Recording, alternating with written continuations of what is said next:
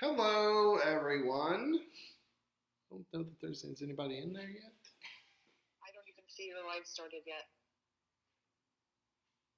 You will see it start here in about 5 seconds. Oh, yep, see ya. You got me? Gotcha. Well, there's Jane and Ashley. Hi, ladies. Thank you guys for joining a little bit early. We will get started here in a couple of minutes. Give everybody the time to get logged on and get this thing caught up. Hi, Amber Palmer, Jess. So at exactly 1 o'clock, we will start the program and start working on this gentleman here. So just hang tight.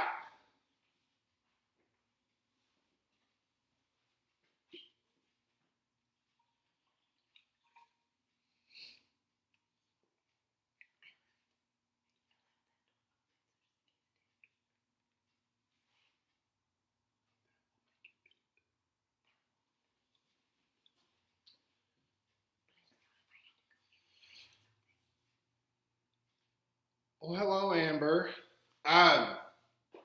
So it is approximately 1 o'clock, so I think we should go ahead and get started. My name is James Helton. I am the Creative Design Ambassador for Kuhn North America. And what we're going to do today is we're going to talk a little bit about men's grooming tips.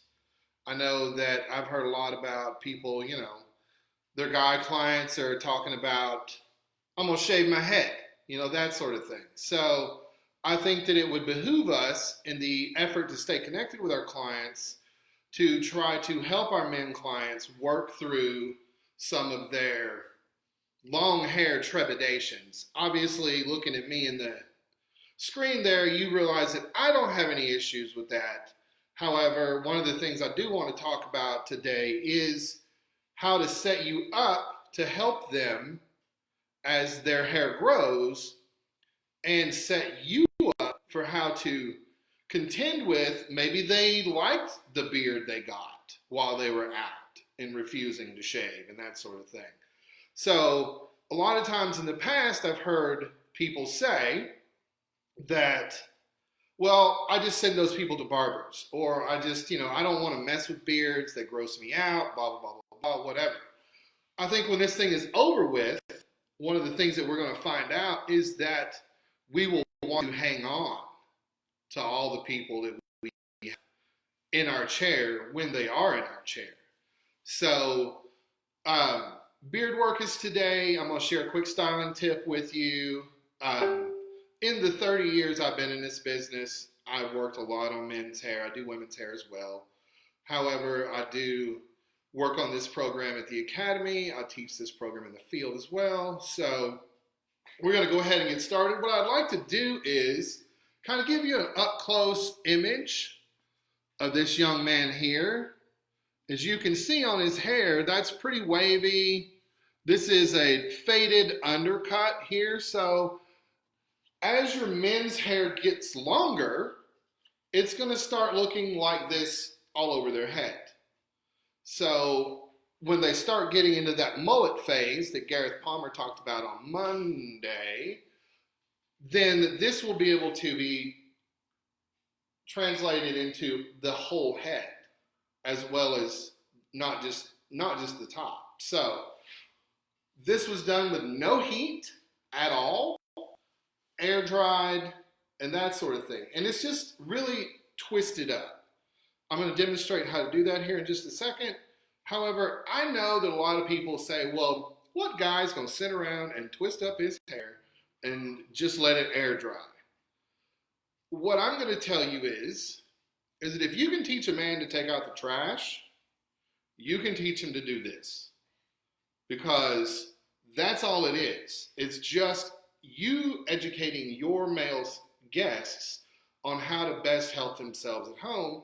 And it's a great way to stay connected. You can go, you can Skype them, you can, whatever live thing you want to do with them, that's cool. FaceTime, whatever. And I use three major products on this, or four actually, which I will share with you in just a moment. Does anybody have questions over this guy here?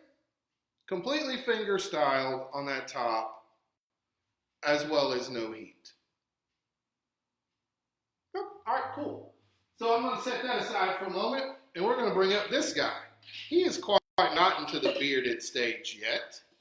However, he does have on the top.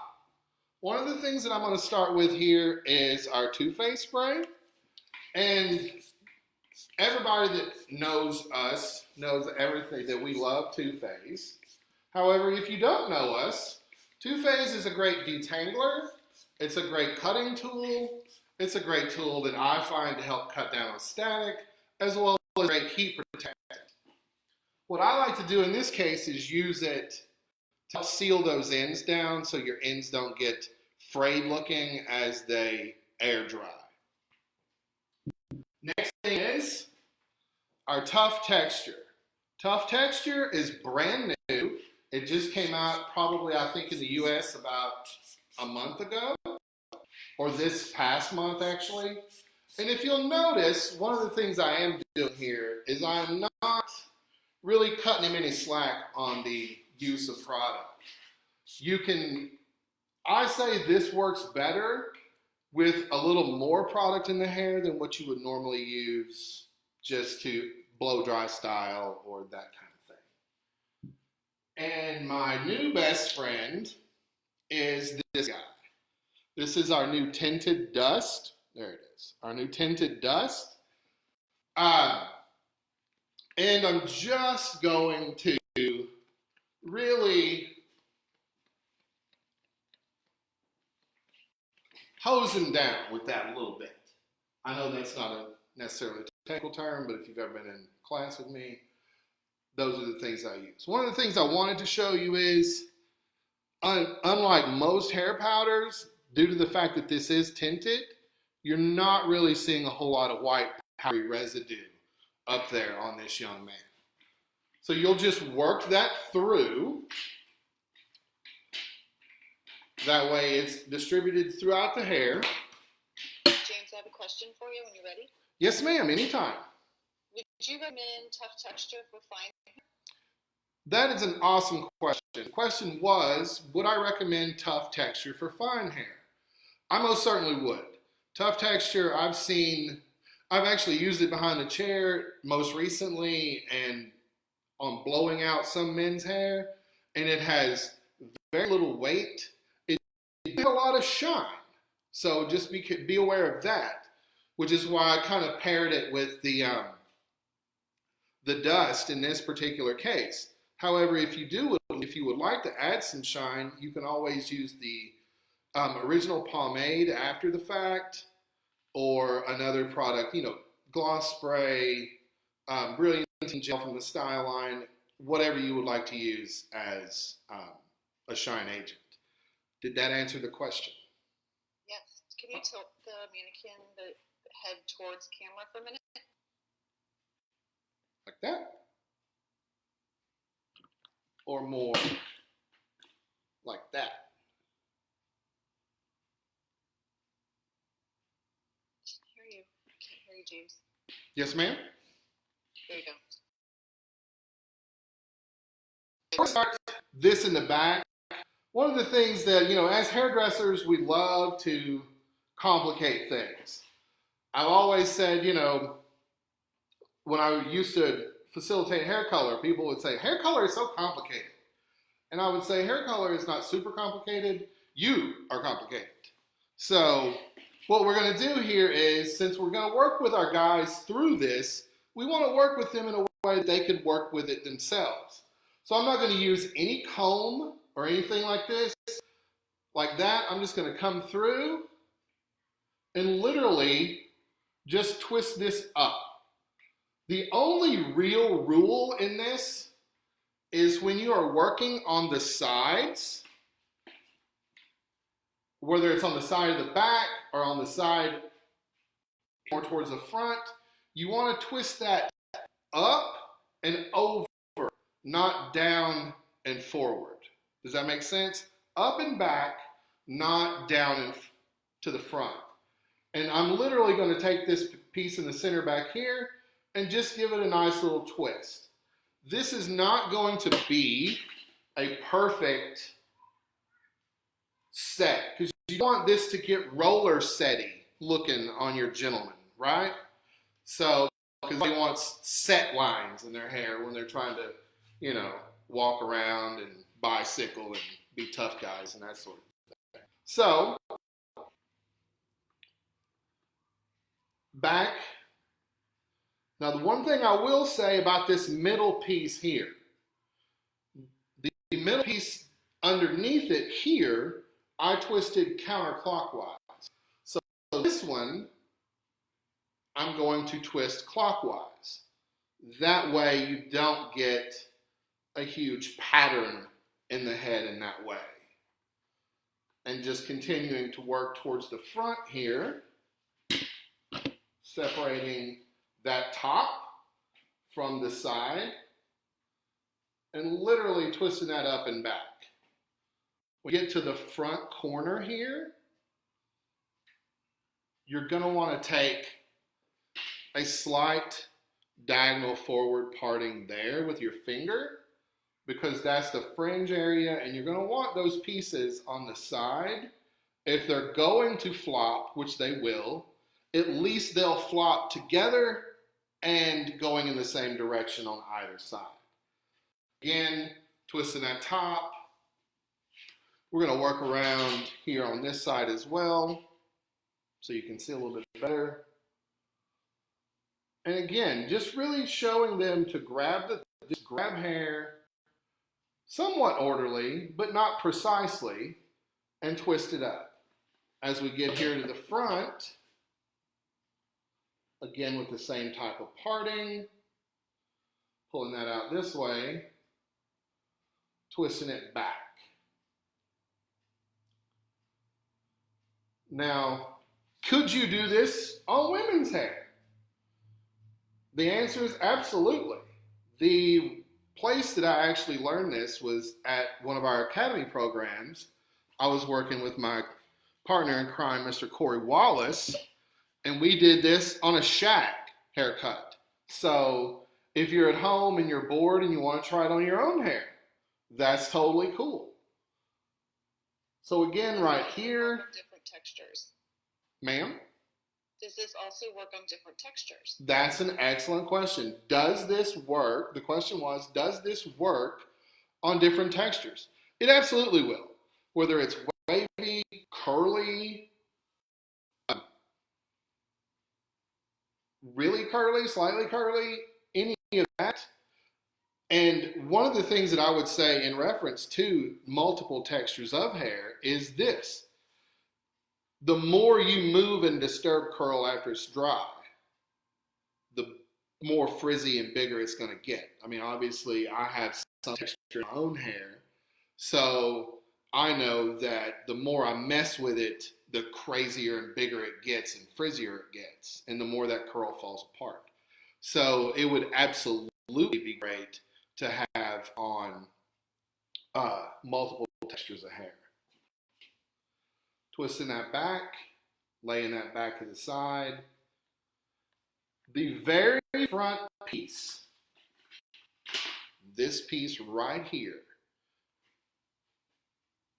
take that whole piece, twist it up, and give it a slight push before you lay it down. That is what gives you this right in there. So, hopefully that was helpful to everyone. I'm going to switch gears a little bit and bring this young man up here who is pre-dried. All right, pre-dried. Twist it up. Again, you can clearly see that it's not the same, but it is the same. Every haircut's going to... Yes, ma'am. What about working with a stubborn cowlick? Do you fight it or go with it?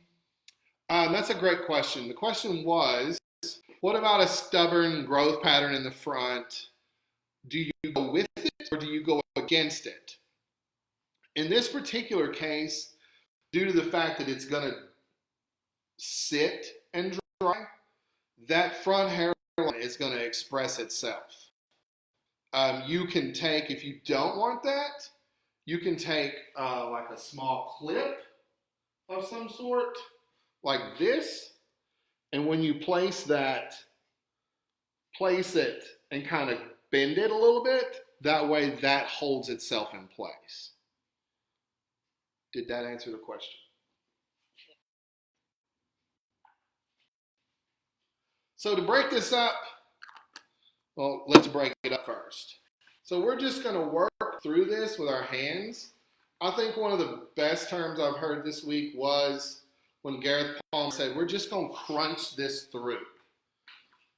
You can break this up with a brush, but I feel that just break up with your hands really helps to accentuate the texture you've worked to build inside of this hair.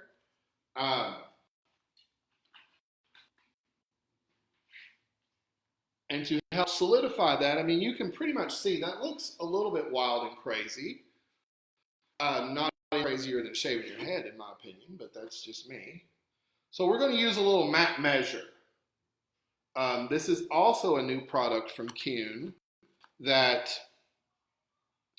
has a little higher hold, like high medium hold, and a low shine. You're just going to emulsify that in your hands, and I'm going to start right there on those sides and really just start to work this back and work it back, not getting too complicated with it. One of the things that I always fight, even my own self with my own hair, is don't over fix it. This really helps the grow out phase. It helps them get used to the hair looking a little different. And for me personally, most guys, I know this sounds quite counterintuitive, most men spend an exuberant amount of time making it look like they spent no time at all. So this kind of ties right in with that philosophy as well. And just a tiny bit of hairspray here. The good thing about this is if it falls, that's okay, because their hair is getting longer and it's gonna get a little shaggy.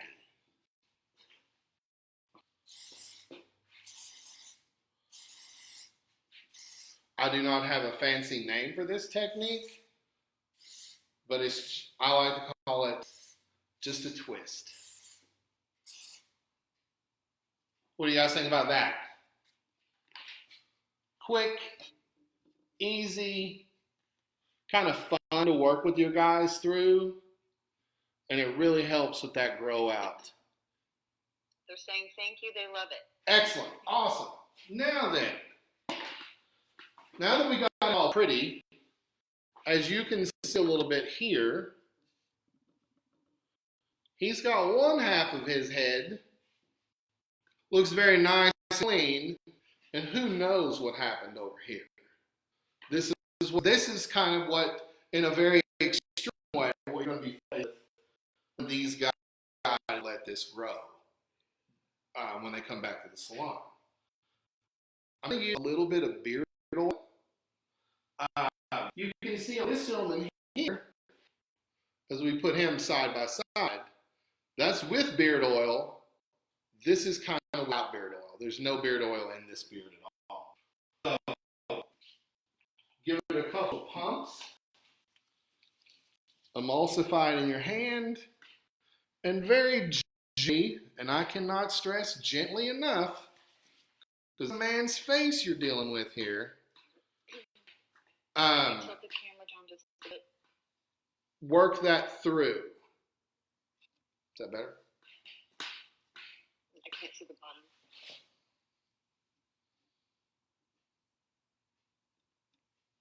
Is that better? trying to catch up. There you go. Yeah, perfect. All right, cool. So we're just going to work this through. Please, please, please, for the love of everyone, use a wide tooth comb. Gently comb that through. Obviously, this is not going to be a beard that you can number 4 your way through. So you're going to have to use the old trusty clipper here, and you're going to have to use it in a way that you may be uncomfortable with. However, this will give you the opportunity while you're out of work and hanging out and doing whatever it is you do at home. This will give you the opportunity to practice. Now, combing this beard back, you can almost see exactly where that beard starts to get sparse. It's very light out here, a little bit darker, darker, and very dark when it starts in here. There's a couple of different ways to do this. I'm going to do it. This is how I do it. If you find you can do it in a way that's more comfortable for you, then by all means try that. I'm not necessarily here to change your way of thinking, just to give you some extra things to put in your tool belt. James? Yes, ma'am. Question. How much should a beard reshape cost added to the haircut? Normally, I charge, depending on if I'm doing something like this is $30. Like if I'm going through the whole beard and I have a situation like this where there's going to be a lot of reshaping to take place, it's going to be $30. I pay $30 to get my own beard done. So, which is kind of what brought me to this, because obviously with being sheltered in place, my beard guys is a designer. So, but they're anywhere between $20 to $30 depending on what your market will support. How's that? If you have a multi-speed clipper, if you notice, you don't hear the clipper just going to town. It's not that. Okay? So kick that speed way down to low. If you don't have a multi-speed clipper, that's okay. There'll be a little bit more work involved because the clipper blades are faster and it will push the hair a little bit. Both hands when you do this, all right? Insert the clipper just behind the lobe of his ear, and my target is going to be the floor. I've noticed a lot by watching videos on the YouTube and whatnot that when people do freeform clip work like this, they show you how to do it, but they don't give you any references to help you work right through that. In this case, our point of reference is the floor. So you're going to work straight down the back of this. And you can see how that really helps to square that up. If he wanted to leave that behind his ear like that, that's great. If he did not, then you could come in just behind the ear here and rake it down like that. Keep in mind, your reference is still going to be working towards the floor. And I like to, just for the ease of it all, come right there, clean that up a little bit with a shear. James, how much do you charge for a men's haircut? How much do I charge for a men's haircut? Mm-hmm. I charge $50 an hour. Same thing I do for a lady's haircut. Because if I'm doing as much work on a men's haircut I'm doing on a lady's haircut, just differently, time is time. And everyone's time is very valuable. So when you're working on men's hair, a lot of times the misnomer is that men get cheaper hair, right? So that being said, I feel that if we're working in a situation where our time is valuable and we meter what we time we sit on people, then I think whatever your time is worth is how you gauge your men's haircuts. Does that answer the question? Perfect. And which clippers are you like? That's also a great question. These clippers are from, where are they at? They're from JRL, and these are the Fast Fade 1040s. And I went with the blade closed on this as well. So back down to him. Everybody see that? So now we're going to work just behind that, really starting to take off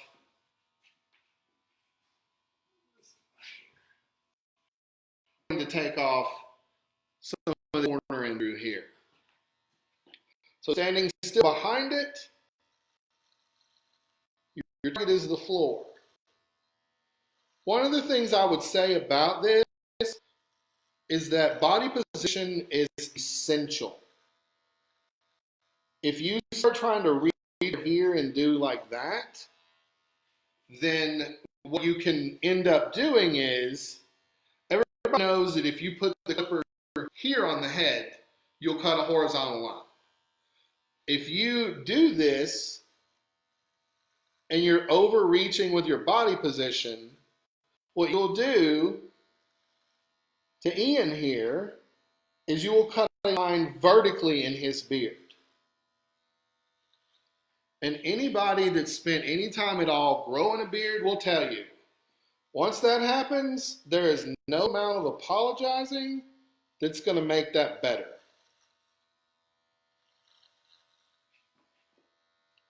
Working down through this, again,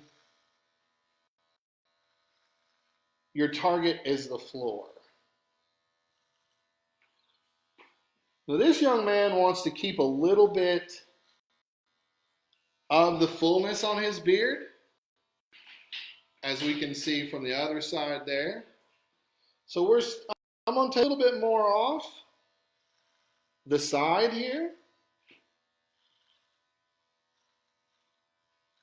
If you are uncomfortable with this and you want to practice a little bit, remember, less is more and slower is better. Because you definitely don't want to get in a situation where you have accidentally put a big dent in your man's beard there. So I'm going to raise him up just a little bit so that you guys can see what I'm about to do. So if your first pass was the floor, your next pass is going to be the bottom of this tripod headpiece here, or as I would put it in real life, his collarbone. Okay? So you're going to come in. I'm going to work where his jaw would start. That's where my clipper entry point is going to be. Come in here. Again, your target is the collarbone or the base of this tripod's headpiece.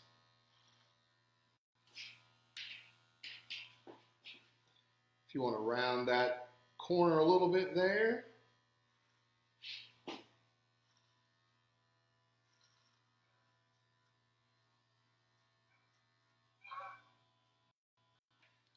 Did everybody hear the geese honk? So as you can see, you're really starting to bring that in there. All right, really starting to round that beard out. Now, if you want to take this in tighter still, your next point of reference is going to be your Adam's apple, larynx, anything in that area there. Right below where his jaw starts. So if you hold your finger where his jawline starts, that's where you're going to start to enter this to really take that in a little sharper. I'm going to comb through that a little bit. That way you can get some of these extra hairs here. So, to the esophagus, to the esophagus, to the esophagus.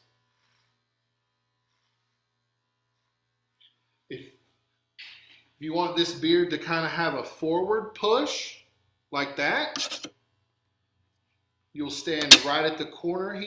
You can see we're starting to get a little sparse. Still, the esophagus is your target. Coming in, coming in, coming in. Coming in, coming in, coming in. Still following that same point of reference. As you can see, you come in here and start to really kind of edge that up there.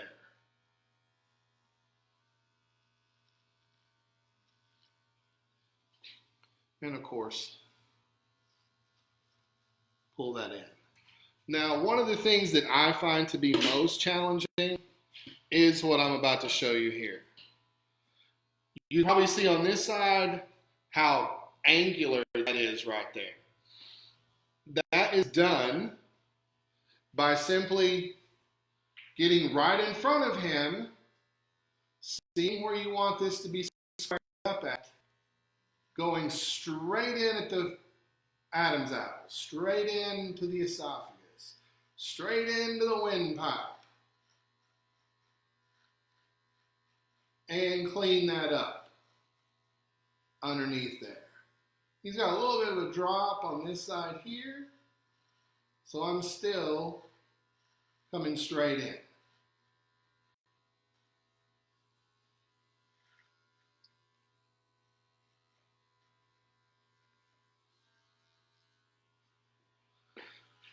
And if you do not want this to be Sparta, you can come in here and take a little bit of that Greek pointed beard off of there. Again, my point of reference here is going to be here at the collarbone. And then come back in here with that same esophagus target there.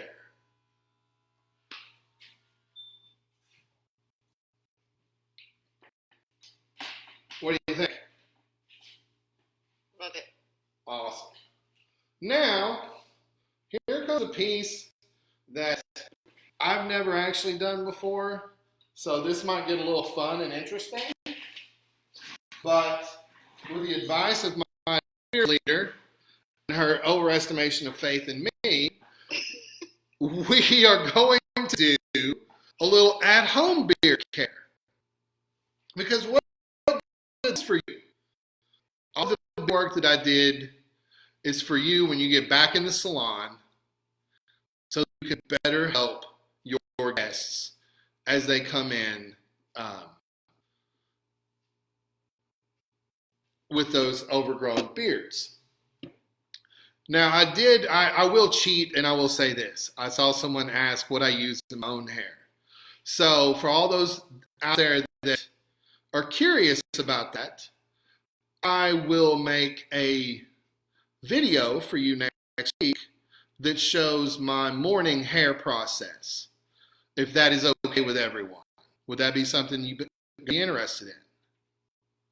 So that being the case, I will reference that at a later date because you're not ready for all that, basically, because I'm very high maintenance and I use a lot of stuff in my hair. So that being said. Quick question for you, James. Yes, ma'am. Do you use for T-edgers? Would you recommend staying with the clippers? You could use a T-edger. Just remember with a T-edger, I'll actually get that out right now. So, T-edger. Where are we at? There we are. Clipper. Does everyone see how much bigger the teeth in that clipper are than the T-trimmer? All right? Never mind all the hair on it. You can use a T-trimmer. Just know that there's a little bit less room for air with a tea trimmer than there is with an actual hand or with a clipper. So yes, a tea trimmer to trim, do the work that I just did is absolutely acceptable. I would just be very aware that it's a finer cut. So there's going to be a little, how do you say, little less forgiveness in that. Did that answer your question? Love it. Excellent. Awesome. So I'm going to grab a clip or two, and we're going to work through this whole thing together. I will always usually just clip this out of my way in the back and really just kind of put this, there we go. So you see all that goodie right there that's been growing for quite some time. Normally what you would do, I'm going to take a 4 guard, a 3 guard, and a 2 guard to work that little piece right there. A point of reference is if you come off the the mid recession here, you draw a line straight behind your ear when you tuck the hair. That is all that needs to be worked right there on this part. So you'll just kind of take that, come in, and just lightly scoop out on that. Take that off. You'll move up to down to your 3 guard.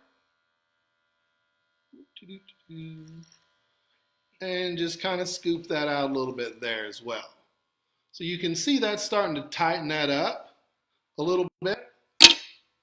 So that being the case, right behind my ear here, right in there, is going to be a little hair that's left. So I'm going to take my little handy dandy shear here and just trim that up a little bit. I'm doing this with a shear because what most of you don't know, and I'm going to admit this openly, is this thing works exactly backwards. So it's like working in the mirror, but working the mirror backwards. Now, one of the things, if you can see right here, all of that really long lusciousness there. Watch what happens when we comb that back a little bit and start behind the ear here with the opposite hand. Just starting to get that off.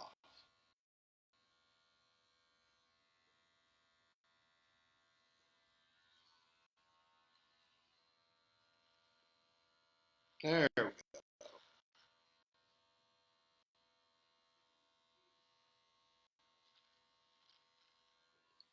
So one of the things that does is it really helps, just like in the beard before, helps to start creating that soft forward push, okay?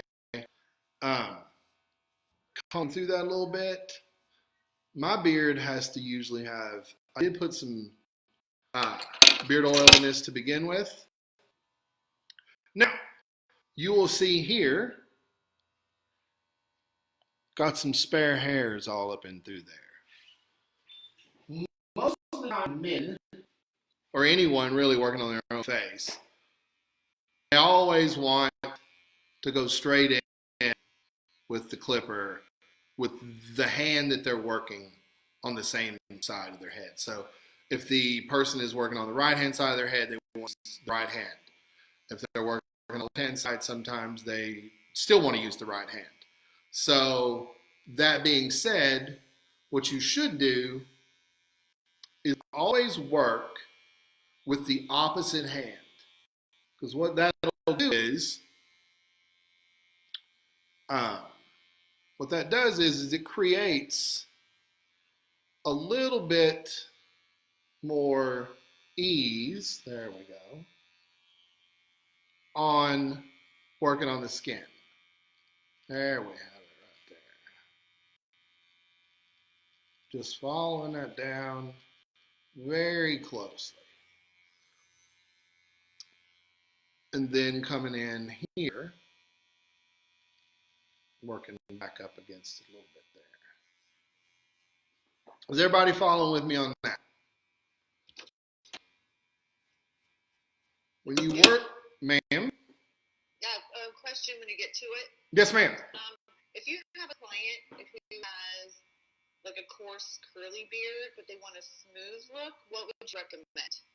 Ooh, that's an awesome question. The question was, if someone has a coarser, kind of crazy, or like thatchy, I guess, because my beard is really thatchy, personally.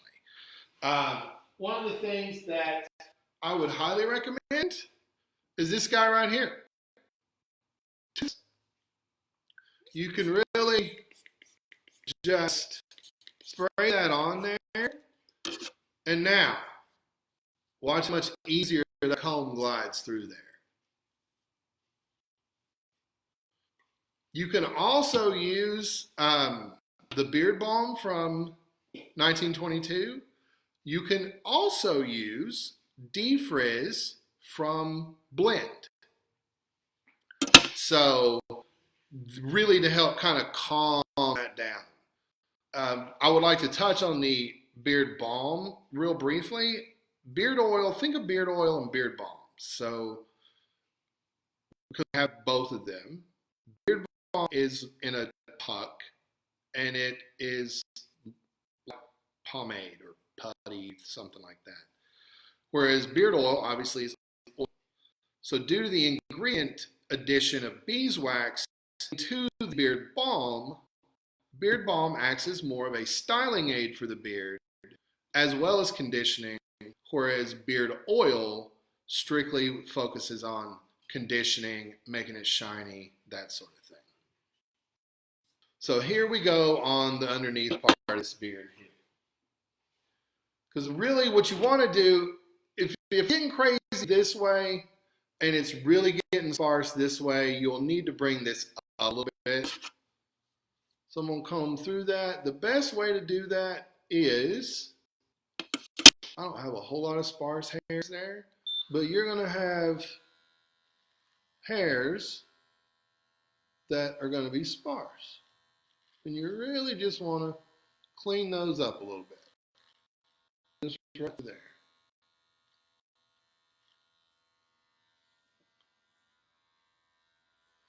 So if your man is a little bit challenged with the clipper, you can also have him run that with a shear. Some manicure shear, something from there. There it goes.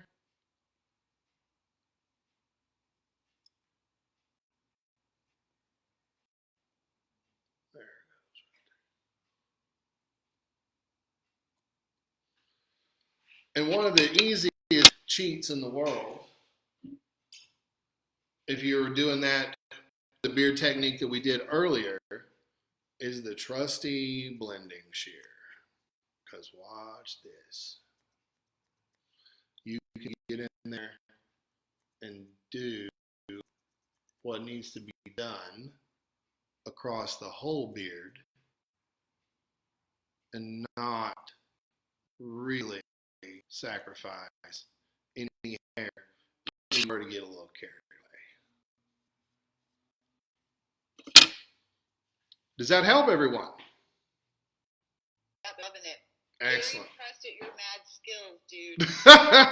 Don't be that impressed, because it's on this end, especially with that mirrored image there. So I'm gonna clean that up. A lot of times I'm gonna throw this out there because I'm running, getting close to the end of the program here. What I would like to do is, a lot of times people get started with this, go all the way back into there.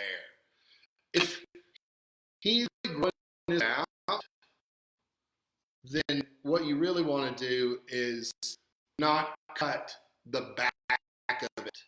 Just really work on this part here and obviously on this part in through here. You can get a little bit more aggressive with the up of it. However, one of the things I would caution you on is less is more, slower is better. So that being said, I really enjoyed the time with you guys today. This was a hoot for me on this end. I know that's not necessarily a professional word either, but I would also invite you guys to join in tomorrow. If you thought that this gentleman here is something you may want to learn more about, and with wet styling, our friend Chelsea Von James will be on tomorrow at 1 o'clock with wet styling.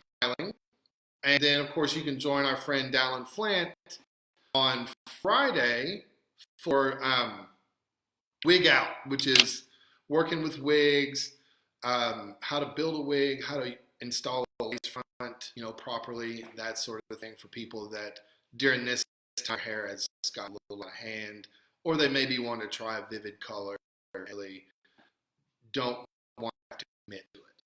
So thank you all very much for tuning in. You have an awesome day.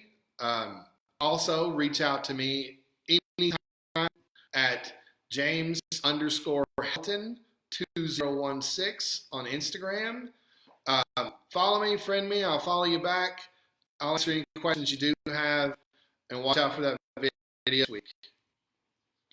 Don't forget, watch